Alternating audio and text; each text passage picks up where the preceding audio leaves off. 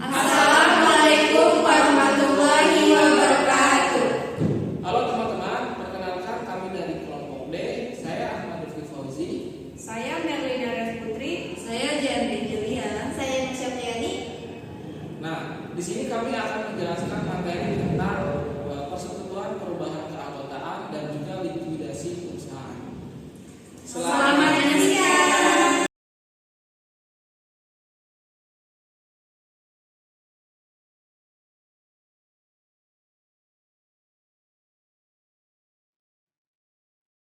Pengertian perubahan keanggotaan. Apa sih perubahan keanggotaan? Perubahan keanggotaan dalam suatu firma adalah proses masuk atau keluarnya sekutu yang mengakibatkan perubahan dalam struktur kepemilikan, komposisi modal, serta pembagian hak atas laba dan rugi. Perubahan keanggotaan sekutu dapat disebabkan karena adanya pengunduran diri sekutu ataupun penambahan sekutu baru. Dengan bertambahnya sekutu baru, maka akan menyebabkan adanya tambahan pada modal utama persekutuan. Selanjutnya, regulasi penambahan sekutu baru menurut regulasi persekutuan ada dua. Yang pertama, penambahan sekutu baru harus mendapat persetujuan dari sekutu lama. Dan yang kedua, harus diumumkan ke publik agar diketahui oleh pihak ketiga yang bertransaksi dengan firma. Selanjutnya ada alternatif pencatatan masuknya anggota baru dalam persekutuan. Yang pertama, anggota baru membeli hak-hak anggota lama, yang artinya anggota baru memperoleh bagian kepemilikan dengan membeli sebagian atau seluruh hak modal dari sekutu lama. Dan yang kedua, anggota baru berinvestasi dalam firma, artinya anggota baru menyetor kas atau aset langsung ke dalam firma sebagai tambahan modal. Selanjutnya ada alternatif pencatatan masuknya anggota baru dalam persekutuan. Yang pertama, anggota baru membeli hak-hak anggota lama, yang artinya anggota baru memperoleh bagian kepemilikan dengan membeli sebagian atau seluruh hak modal dari sekutu lama. Dan yang kedua, anggota baru berinvestasi dalam firma, artinya anggota baru menyetor kas atau aset langsung ke dalam firma sebagai tambahan modal. Selanjutnya, komposisi modal dan hak laba rugi atau goodwill dan bonus. Komposisi modal dan hak laba rugi atau goodwill dan bonus adalah cara pembagian modal serta keuntungan atau kerugian di antara sekutu, terutama saat ada perubahan anggota. Metode goodwill digunakan jika nilai perusahaan lebih tinggi dari modal tercatat, sehingga selisihnya dibagikan ke sekutu lama. Sementara metode bonus digunakan untuk mencatat selisih kontribusi modal sebagai bonus yang dialokasikan ke sekutu lain.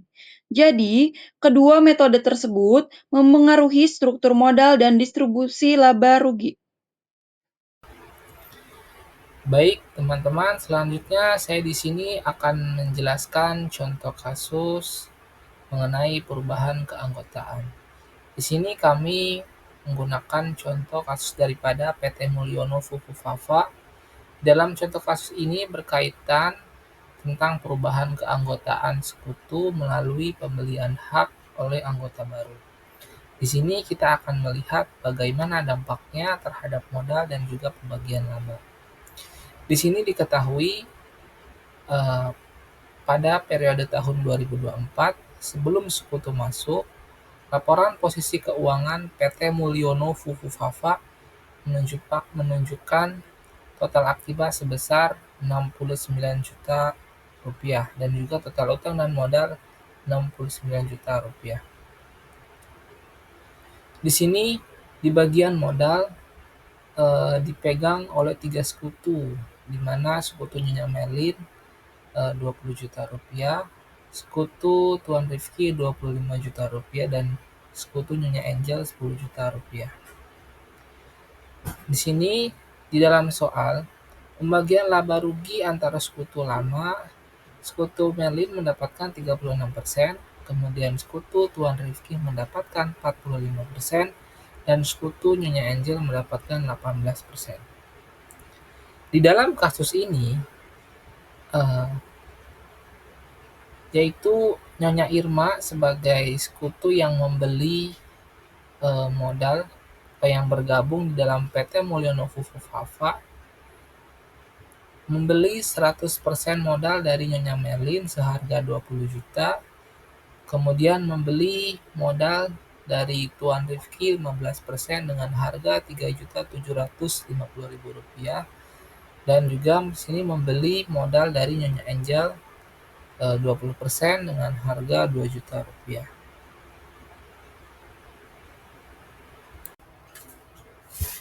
Baik, selanjutnya setelah kita mengetahui bahwa sekutu baru yaitu Nyonya Irma masuk ke dalam persekutuan dengan cara membeli hak sekutu lama, maka langkah berikutnya adalah mencatat transaksi tersebut ke dalam jurnal.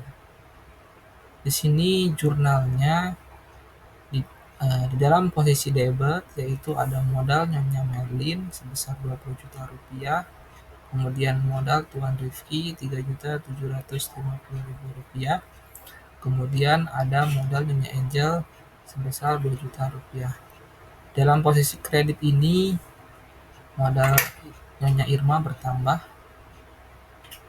menjadi total modalnya Rp25.750.000.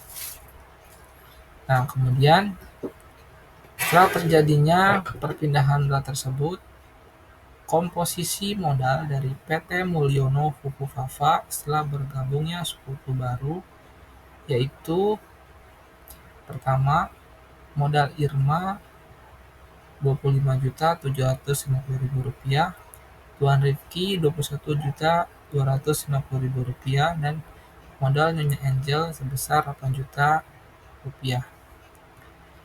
Total modal tidak berubah, tetap sebesar Rp55 juta, tetapi komposisi pemilik di sini modalnya sudah berbeda, karenanya adanya pergantian kepemilikan modal. Baik, selanjutnya karena adanya perubahan modal tersebut, struktur kepemilikan dan pembagian laba rugi dalam persekutuan mengalami penyesuaian. Perubahan ini melibatkan keluarnya Nyonya Merlin dari persekutuan, kemudian terjadinya penyesuaian porsi kepemilikan dari Tuan Rifki dan Nyonya Angel. Dari segi persentase pembagian laba, sebelumnya Tuan Rifki memiliki porsi laba sebesar 45%. Di sini berkurang sebanyak 7%, jadi menjadi 39%. Kemudian dari sekutu Nyonya Angel di sini sebelumnya memiliki porsi laba rugi itu 18%, berkurang 4%, jadi menjadi 15%. Hal ini terjadinya pengurangan karena adanya pengalihan modal ke sekutu Nyonya Irma. Nah, di sini dapat dilihat teman-teman, bagian sekutu Irma setelah membeli hak modal dari sekutu lama, persentase laba yang ia akan peroleh menjadi 47%. Hal ini dari pembelian keseluruhan atas modal Nyonya Merlin sebanyak 25%, kemudian dari Tuan Rifki sebanyak 7%, dan dari Nyonya Angel sebanyak 4%. Disclaimer teman-teman, di sini untuk persentase pembagian laba rugi, ini saya lakukan pembulatan ke atas sehingga nilainya sebenarnya 39%, 15%, dan 47% ini 39 ini tadinya kan 38, sekian. Jadi saya lakukan pembulatan. Sama halnya yang 15 dan 47% juga. Oke teman-teman, selanjutnya kita bisa lihat di tabel di bawah ini. Di sini rekapan sebelum dan sesudah masuknya sekutu baru. Di sini, setelah masuknya Nyonya Irma sebagai sekutu baru, terjadinya perubahan dalam struktur modal maupun pembagian laba rugi di dalam persekutuan. Perubahan ini terjadi karena adanya pergeseran kepemilikan modal dari sekutu-sekutu lama kepada sekutu baru. Di sini Nyonya Merlin memutuskan untuk keluar dari persekutuan dan melepas seluruh kepemilikan modalnya yang 100%, intinya melepas seluruh kepemilikan modalnya 100% ke Nyonya Irma. Modal yang dilepas sebesar Rp20 juta. Kemudian selain itu, Tuan Rifki mengalihkan sebagian hak modalnya sebesar Rp3.750.000 kepada Nyonya Irma, sehingga modalnya turun dari Rp25 juta menjadi Rp21.250.000. Dan porsi laba rugi yang sebelumnya 45% menjadi 39%. Kemudian dari Nyonya Angel, ia pun mengalihkan sebagian modalnya senilai Rp2 juta dari modal awalnya 10 juta menjadi 8 juta rupiah. Hal ini berdampak kepada penurunan porsi laba rugi dari 18% menjadi 15%. Nah, maka dari itu, dengan total yang diterima sebesar Rp25.750.000, Nyonya Irma mengambil alih hak modal dari ketiga sekutu tersebut, sehingga berhak atas 47% pembagian laba rugi. Dengan demikian, walaupun total modal persekutuan tetap yaitu Rp55 juta, di sini susunan kepemilikan dan pembagian laba rugi berubah menjadi Nyonya Irma mendapatkan bagian 47%, kemudian Tuan Rifki mendapatkan bagian 39% dan Nyonya Angel mendapatkan bagian 15%. Jadi, apa sih persekutuan likuidasi itu? Nah, persekutuan likuidasi ini adalah proses pembubaran persekutuan secara total, di mana seluruh aset non-kas dijual atau dilikuidasi, seluruh utang dilunasi, dan sisa kas dibagikan kepada para sekutu sesuai dengan haknya. Adapun waktu likuidasi terjadi yaitu ketika likuidasi dilakukan ketika semua sekutu memutuskan untuk keluar, sehingga persekutuan tidak dapat dilanjutkan dan secara hukum harus dibubarkan. Dalam proses ini, seluruh kewajiban diselesaikan, aset dijual, dan sisa kas dibagikan kepada sekutu. Perbedaan likuidasi dan perubahan persekutuan. Likuidasi terjadi saat semua sekutu mengundurkan diri dan persekutuan dibubarkan. Seluruh aset non-kas dijual, utang dilunasi, dan sisa kas dibagikan ke sekutu. Persekutuan berhenti beroperasi secara permanen. Perubahan persekutuan terjadi jika ada pergantian sekutu atau perubahan perjanjian. Namun, persekutuan tetap beroperasi, tidak ada penjualan aset secara menyeluruh. Jenis-jenis likuidasi. Yang pertama, likuidasi sederhana atau sekaligus. Dan yang kedua, likuidasi bertahap atau berangsur. Pengertian likuidasi sederhana atau sekaligus. Likuidasi sederhana atau sekaligus adalah likuidasi yang dilakukan secara serentak, di mana aset non-kas direalisasi sekaligus dan pembagian kas kepada semua sekutu dilakukan satu kali setelah seluruh aset non-kas terjual dan semua hutang baik ke pihak ketiga maupun sekutu dilunasi. Kemungkinan dalam likuidasi sederhana atau sekaligus. Yang pertama, semua sekutu modalnya bersaldo positif. Yang kedua, ada sekutu yang modalnya bersaldo negatif, tetapi dapat ditutup dengan utang kepada sekutu yang bersangkutan. Yang ketiga, ada sekutu yang modalnya negatif, tetapi dapat ditutup dengan hutang kepada sekutu yang bersangkutan. Yang keempat, kondisi khusus ada setuju yang modal yang bersaldo negatif, namun sekutu yang harus menyetor modal secara pribadi dalam keadaan tidak mampu. Yang kelima, kondisi khusus ini kas yang ada tidak cukup untuk melunasi utang kepada pihak ketiga. Baik, di sini yang pertama saya akan menjelaskan mengenai apa itu likuidasi bertahap atau berangsur. Likuidasi berangsur adalah proses di mana nilai realisasi aset non-kas diketahui dan dicairkan secara bertahap, sehingga realisasinya juga dilakukan secara berangsur. Hal ini memungkinkan pembagian kas kepada sekutu dilakukan sebelum seluruh aset direalisasi. Kapan sih waktu dan ketentuan pembagian kasnya? Proses realisasi aset non-kas sering memakan waktu lama karena memang memerlukan prediksi dan proyeksi harga yang akurat.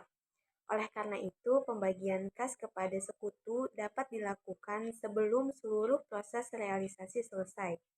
Setelah seluruh utang kepada pihak ketiga dilunasi, sisa kas yang tersedia dapat dibagikan kepada sekutu sesuai dengan hak masing-masing.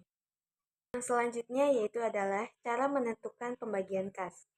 Terdapat dua cara dalam penentuan besarnya pembagian kas pada likuidasi berangsur. Yang pertama, membuat perhitungan pembagian kas, dan yang kedua yaitu adalah membuat program pembagian kas. Bagaimana sih prosedur perhitungan dalam pembagian kas? Prosedur perhitungan pembagian kas dilakukan melalui tahap-tahap berikut. Yang pertama, menghitung saldo modal bersih masing-masing sekutu setelah pelunasan utang kepada pihak ketiga. Yang kedua, menghitung rugi potensial yang maksimal. Besarnya rugi potensial maksimal sama dengan nilai buku non-kas yang belum direalisasi, ditambah kas yang disisakan dalam pembagian. Yang ketiga, membagi rugi potensial kepada semua sekutu. Yang keempat, menghitung saldo modal bersih setelah diperhitungkan rugi potensial. Dan yang terakhir yaitu adalah membagi modal bersih sekutu dengan defisit. Selanjutnya, saya akan menjelaskan mengenai prosedur dalam penyusunan program pembagian kas. Prosedur penyusunan program pembagian kas dilakukan melalui tahap-tahap berikut ini. Yang pertama, menghitung saldo modal bersih masing-masing sekutu. Yang kedua, kita dapat menghitung kemampuan masing-masing sekutu untuk menanggung rugi persekutuan. Besarnya rugi maksimal sebesar modal bersih dikalikan presentasi rasio pembagian laba sekutu yang bersangkutan. Yang ketiga, yaitu menyusun urutan atau ranking kemampuan masing-masing sekutu di dalam menanggung rugi dan menghitung selisih antar ranking tersebut. Yang terakhir, kita dapat menyusun urutan prioritas pembagian kas dan besarnya bagian kas untuk masing-masing sekutu. Baik, selanjutnya saya akan membahas sebuah studi kasus penting terkait proses likuidasi perusahaan. Di dalam kasus ini, kita asumsikan bahwa PT Mulyono Fufu Fafa sedang berada dalam tahap likuidasi. Likuidasi tersebut merupakan proses sistematis untuk mengakhiri seluruh aktivitas perusahaan, yang dimulai dari pengambilan keputusan untuk melikuidasi, kemudian diikuti dengan penunjukan seorang likuidator. Nah, di sini bila kita perhatikan laporan posisi keuangan PT Mulyono Fufu Fafa untuk periode tahun 2025 masih terdapat berbagai akun seperti aset lancar, kemudian aset tetap, hingga utang yang masih harus diselesaikan.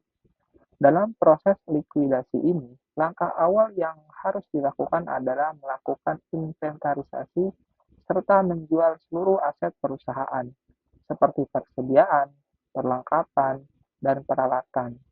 Dalam hal ini untuk dikonversi menjadi kas. Dana yang diperoleh dari hasil penjualan aset tersebut kemudian digunakan untuk melunasi semua kewajiban perusahaan termasuk utang usaha serta melakukan penagihan terhadap piutang yang masih tercatat. Apabila seluruh kewajiban telah dilunasi, sisa kas yang tersedia akan dibagikan kepada para pemilik modal, yaitu Tuan Rifki, Nyonya Angel, dan Nyonya Irma. Di sini berdasarkan porsi kepemilikan modal masing-masing yang telah disesuaikan terkait pembagian laba atau rugi hasil likuidasi. Proporsi kepemilikan yang akan menjadi dasar pembagian di mana Tuan Rifki di sini mendapatkan 39%, kemudian Nyonya Angel mendapatkan 15%, dan Nyonya Irma mendapatkan 47%. Proporsi ini digunakan untuk menghitung distribusi keuntungan maupun kerugian selama proses likuidasi berlangsung. Nah, Kemudian di sini diketahui dalam proses likuidasi. Nah, di tahap pertama, persediaan senilai 2 juta rupiah direalisasikan sebesar 3 juta rupiah. Tahap kedua, perlengkapan senilai 12 juta rupiah direalisasikan sebesar 12.500 rupiah. Kemudian tahap ketiga, peralatan senilai 20 juta rupiah direalisasikan sebesar 19 juta rupiah. Selanjutnya, untuk mencatat semua tahapan tersebut, dilakukan penjurnalan secara sistematis yang dimulai dari realisasi aset hingga pembagian akhir kas. Untuk pertama, dilakukan penjurnalan atas realisasi tahap pertama, yaitu persediaan senilai 2 juta rupiah direalisasikan sebesar 3 juta rupiah. Di sini jurnalnya di posisi debit kas bertambah 3 juta rupiah. Kemudian di posisi kredit persediaan berkurang 2 juta rupiah. Nah, di dalam transaksi ini kan nilai bukunya 2 juta rupiah. Kemudian dijual atau direalisasikan 3 juta rupiah. Maka selisih dari penjualan atau realisasi tersebut kan ada 1 juta rupiah. Sehingga selisih itu masuk ke dalam keuntungan. Keuntungan ini kemudian dibagikan ke dalam modal masing-masing pemilik sesuai dengan persentase kepemilikan. Sehingga di bagian kredit, modal Rizky, kemudian modal Nyonya Angel, dan modal Nyonya Irma bertambah. Hal ini sesuai dengan proporsi kepemilikan masing-masing. Kemudian untuk jurnal mencatat realisasi tahap kedua, yaitu berkaitan tentang perlengkapan, di mana nilai awalnya 12 juta rupiah, kemudian direalisasikan di sini sebesar 12.500.000 rupiah. Di sini jurnalnya di posisi debit kas bertambah sebesar 12.500.000 rupiah. Kemudian di posisi kredit perlengkapan berkurang menjadi 12 juta rupiah. Kemudian juga terdapat keuntungan. Keuntungan ini kemudian dibagikan berdasarkan proporsi masing-masing kepemilikan. Keuntungannya sebesar 500.000 rupiah. Jadi modal Tuan Rizky, kemudian modal Nyonya Angel, dan modal Nyonya Irma bertambah. Kemudian di sini untuk mencatat realisasi tahap ketiga. Di sini berkaitan tentang peralatan, di mana nilai bukunya 25 juta rupiah. Kemudian terdapat akumulasi sebesar 5 juta rupiah. Kemudian direalisasikan sebesar 19 juta rupiah. Di sini jurnalnya di posisi debit kas bertambah 16 juta rupiah. Kemudian di posisi kredit peralatan berkurang 20 juta rupiah. Disclaimer teman-teman, ini 20 juta rupiah karena sudah dikurangi oleh akumulasi penyusutan. Nah, 20 juta itu kan nilai buku, kemudian direalisasikan 19 juta rupiah. Sehingga di sini ada selisih. Selisih ini berarti masuk ke dalam rugi, karena kan nilai buku awalnya 20 juta rupiah. Sehingga kerugian itu kemudian dibebankan kepada modal masing-masing pemilik sesuai dengan persentase kepemilikan. Sehingga di sini modal Tuan Rizky, kemudian modalnya Angel, dan juga modalnya Irma berkurang. Selanjutnya di sini kita akan melakukan penjurnalan atas realisasi utang dagang dan piutang dagang, di mana untuk posisi utang jurnalnya di posisi debit hutang dagang berkurang sebesar 14 juta rupiah. Kemudian di posisi kredit kas berkurang. Dalam hal ini untuk pembayaran utang sebesar 14 juta rupiah.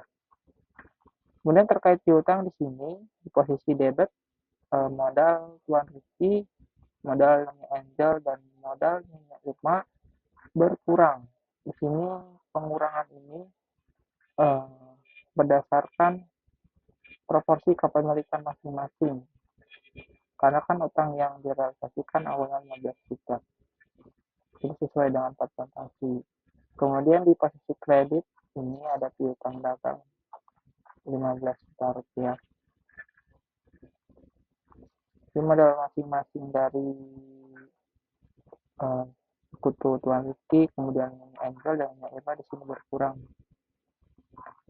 Selanjutnya di sini untuk yang kelima ada penjurnalan untuk mencatat pembagian kas. Jadi setelah semua aset terjual, kemudian juga kewajiban terbayar, nah sisa kas ini akan dibagikan kepada para pemilik modal. Jumlah yang tersedia untuk dibagikan adalah hasil akhir dari semua transaksi. Di sini untuk penjurnalannya modal Tuan Rizky, kemudian modal Angel dan modal Irma di sini berkurang sesuai dengan presentasi kepemilikan dari masing-masing. Di mana Tuan Rizky kan 39%, kemudian mengenai Angel 15% dan mengenai Irma 47%. Nah, untuk posisi kreditnya 20 juta rupiah. Nah, ini adalah total kas yang dibagikan. Baik teman-teman, untuk memahami alur likuidasi secara menyeluruh, mari di sini kita lihat laporan likuidasi PT Mulyono Pupuk Fava tahun 2025. Tabel ini menggambarkan perubahan posisi keuangan perusahaan di setiap proses likuidasi. Kita mulai dari saldo awal di mana perusahaan memiliki kas 20 juta rupiah, kemudian piutang 16 juta, dan aset lainnya seperti persediaan, perlengkapan, dan peralatan. Utang dagang tercatat di sini 14 juta, sementara modal dibagi antara Tuan Rizky, Nyonya Angel, dan Nyonya Irma. Tahap pertama di sini penjualan persediaan. Persediaan senilai 2 juta berhasil direalisasikan 3 juta. Nah, menghasilkan keuntungan 1 juta. Kemudian keuntungan ini langsung menambah modal ketiga pemilik sesuai porsi kepemilikan. Ini tahap kedua, penjualan perlengkapan. Perlengkapan senilai 12 juta direalisasikan 12,5 juta. Nah, kembali keuntungan sebesar 500.000 ini dibagikan ke pemilik modal sesuai dengan proporsi kepemilikan masing-masing sekutu ya. Untuk ke tahap 3 di sini terdapat realisasi peralatan, di mana realisasi peralatan ini direalisasikan 19 juta. Padahal nilai bukunya kan 20 juta. Artinya terjadi kerugian 1 juta rupiah yang kemudian mengurangi saldo modal masing-masing pemilik. Nah, untuk realisasi utang dan piutang di sini utang dagang sebesar 14 juta dibayar lunas. Kemudian piutang sebesar 15 juta di sini sudah lunas karena atau sudah direalisasikan. Kemudian terkait pembagian kas. Setelah seluruh kewajiban direalisasikan, sisa kas sebesar 40,5 juta dibagikan ke pemilik sesuai dengan saldo akhir. Dan akhirnya semua akun menjadi nol. Ini menandakan bahwa proses likuidasi telah selesai dan perusahaan resmi ditutup. Intinya, laporan ini memperlihatkan bagaimana setiap aset diubah menjadi kas, kewajiban dilunasi, dan sisa kas dibagikan secara adil. Inilah akhir dari siklus kehidupan sebuah perusahaan. Terima kasih. Sekian penjelasan materi dari kelompok kami. Semoga bermanfaat